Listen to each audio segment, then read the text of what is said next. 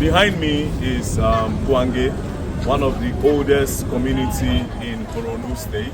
As you can see behind me, there's no longer Gwange because the water have affected them, claimed a lot of lives, and also claimed a lot of properties, and have left over 1 million people, and I'm still counting. Left over 1 million and still counting, stranded, homeless, and helpless. You understand? Take a good look at the car in there, see people's houses, and like I said, this is one of the most populated areas for like the ghetto people. For using the layman term, the ghetto people, like people that cannot even afford as much as they are supposed to afford. People that cannot afford the standard building. These are people that live basically from hand to mouth. At the end of the day, they live from hand to mouth. And this avoidable disaster that the government would have avoided, but they could not put all the measures to avoid it. Instead, these people went on to start creating IDP camps ahead of the problems that was supposed to happen. Instead of you to look for a way to prevent it, you already started creating IDP camps to move them there. It is really crazy what's happening in Nigeria. There are lots more people. Imagine all this house. See the length. Now today is even better. Now look at the length where it was the other day. Look at the length where it was the other day. It's really crazy. At this point, Borno Maiduguri really need help. Anybody, all NGOs around the world, please do well to extend your hands and show love to these people that really don't have a place to sleep. And also another thing we need to put in consideration is the amount of illness and sickness that will emerge from this thing will be crazy. Will be really crazy. Like my friend that is holding the camera said, it is like a time bomb, and it's waiting. The sickness is waiting to upload, to explode. So there's a lot of problems going on here, and I pray that the government will actually look for a way to help them, because they actually do need help. Thank you very much, and I'll take you to the IDP camp now. So I'm outside the University of Maiduguri Teaching Hospital. I've already taken you on the tour. Then as you can see the area around the hospital, look down, you see water gushing out from this part of the area. Now, God, let me show you this part of the area.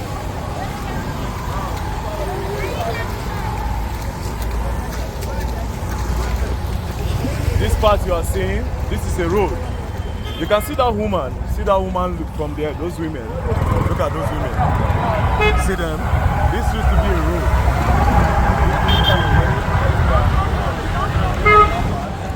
You have to go deep inside the water. All this side, the road has been covered. The road has been covered 100%. No road, you can see those cars coming. See those cars coming. So everything is the floor. So is this water now? So imagine the current of water that is flowing from this part. This is now the water has subsided and it's still rushing inside.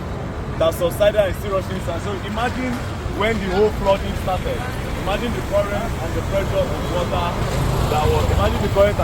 water that was going straight inside the University Teaching Hospital, where millions and billions were put into, a lot of machines, a lot of equipment have spoiled, you know. And like the CMG said, he said when they got all those machines and equipment, dollar was about 360, and now dollar is against, because now dollar is about 1,600. So imagine the amount of dollars, billions of dollars that will be used to replace the equipment. Now this hospital is the hospital where it's the biggest in West Africa, and it has one of the biggest cancer center, if not the biggest cancer center in West Africa. People around Africa, like in Nigeria, Chad, they come here to take treatment, and a lot of things have been shut down as a result of this flood. A lot of things, even the A&E, the accident and emergency shut down, the antenatal labs, a lot of wards have been shut down. Some people were moved upstairs. The power, electricity have been shut down, no oxygen and nothing. You know, the closest place to get oxygen is from Yobe State, and now they are still even thinking of how to start to go and get it. So a lot of aid will be needed at this point. And also the military have been trying as well. As you can see them, they go in, bring people out. They have been really helpful and supportive, because they are the first response unit that came through for the people of Borno, Maiduguri. So we'll still move on to the IDP camp after this place. So I'll be moving on to the IDP camp immediately after here. So please, we need help in Maiduguri. Thank you very much. Don't play. You don't see one national emergency management worker coming into this hospital up to this point. It's a sad thing. But somebody coming from Abuja to show concern to me, not a government official, is a happiness for me. It's good that you are coming, but if it is yesterday or the day before yesterday, the water is at this level. That's what I heard, sir. I only found the images. I only found out yesterday, honestly. I had all the images of water. Here you cannot see anything, it's all water. But we thank God. I think you go to the cancer center, feel free, go with them, show them the cancer center, show them the malnourished children place, the oxygen plants that are already submerged, the WHO, everything. Have access and see. Okay, sir. You can talk with her. Thank you, sir. Yes. I appreciate it, sir. Thank you really very much, sir. Thank you, sir. Hundreds of millions of billions of machines already submerged. Some of these machines that we have here in the whole of West Africa, you don't have. People come all the way from Lagos, Abuja, Oyo, Sierra Leone, Togo to have treatment in the cancer center. When we built the cancer center, dollar was 380. It's 5.2 billion. Dollars. 5.2 billion naira. Dollar was 380 then. Then how much will it be now? Now it's over 1,000. Now it's 1,006. So it's You like can imagine how many times of 5.2 billion. of that material. So many equipments. This is the largest hospital in Nigeria. Go around and avail. It's 1,305 bed capacity. No hospital is up to this size in Nigeria. And by extension, if it's the largest in Nigeria, West Africa, no country will beat Nigeria. So you can say with confidence this is the largest hospital in West Africa. It has been deeply affected by this. You go and see the A&E close. Labor ward, no delivery. Accident and emergency, nothing. All the patients are moved upstairs. So feel free, go around, Thank do you very whatever much. you can do. Let me know whenever you have challenge. All right, sir. Thank you, sir. I appreciate it. We are trying to mobilize cleaning agents. That's why you see us standing there. You can see them jig and all those things. Yes, sir. So that we go and get the laborers to clean the hospital. That's what we're doing now. Sir. Thank you very much, sir. Thank you. I appreciate it, sir. Thank you, sir. Yeah, enough space. From the CMG, he said this is the biggest hospital in West Africa with over 1,200 bed capacity, over 1,300 bed capacity. And this cancer center is a cancer center that is well equipped. That people from Lagos, people from outside Nigeria, they come here to come and get treatment. But sadly, because of this natural disaster of flooding, now a lot of equipment that is inside this place that is worth billions of dollars. And he said as at the time it was done, the conversion rate of dollar was 360, 380. Now the conversion rate is about 1,600. So imagine how much the government would have to put in order to replace these materials that have been spoiled by this flood. So this is the cancer center that is well equipped. Look at the outside of it. See flood. This is water. When you look at the wall, look at water everywhere.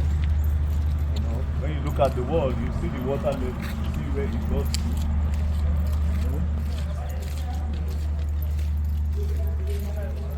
Can we go inside now? So please. So this sand is being put here in order to at least. They have washed it. Okay. So that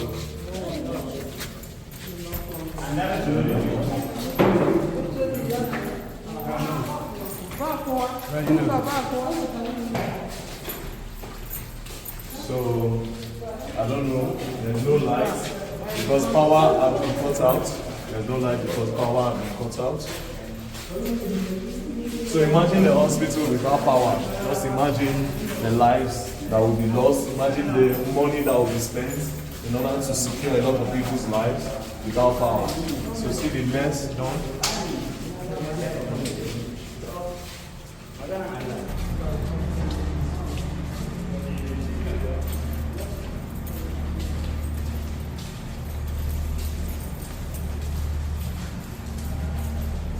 Careful with your step, bro. Careful. Show Mama too that is helping us. After taking a lot of people around, she still decided to show us the level of damage that has been done here. So she has been working tirelessly, you know. So she has been working tirelessly since this thing started. Look at the damage that has been done here. See? Look at the mud of the water on the ground. This place is slippery, my bro. Yeah. Please be careful. Oh, Slippery. you have to be extra careful. It's slippery. It's slippery, bro.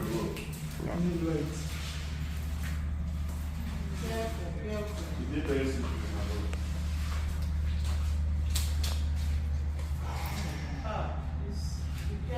Be Yes, careful, ma'am. bro. Yes, ma'am. Careful. Can you imagine?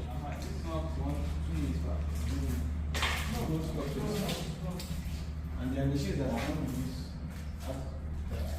The old machines, I think there are new machines that are not used in this market. No, they are They are still, they started using that. They started using this one. So let's see. Very sleepy. This all lights. This good as lights. You have lights. A very dark man has entered a very dark room. Yes, so. Yes, so. These are Another another elector. destroyed. All these machines. All these machines. Oh. Can you imagine this?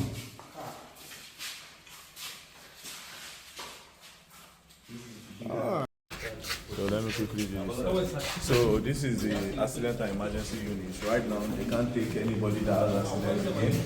Nobody can be admitted here because there's nothing to treat them with. As you can see, everything has been flooded. Look at this part. Look at this part. See. Done.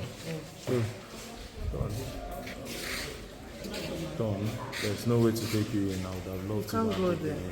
So even if anybody got in an accident, there's nowhere to take you to. Now, this state is currently on. They will lack a lot of things this period. They just have God. Now, the only God they will look up to, because help cannot come immediately. You understand? This is a state that, first of all, insurgency in this state. Secondly, there's hunger, and as well as the fuel price. You know, now people will have to start begging to eat, and now this natural disaster has come in the name of flooded everywhere, scattered a lot of things, scattered properties, scattered lives, scattered people's houses, put a lot of families in the IDP camp, a lot of children, a lot of families stranded, a lot of people, their life lost, a lot of life lost, cannot even, a lot of life lost are still counting.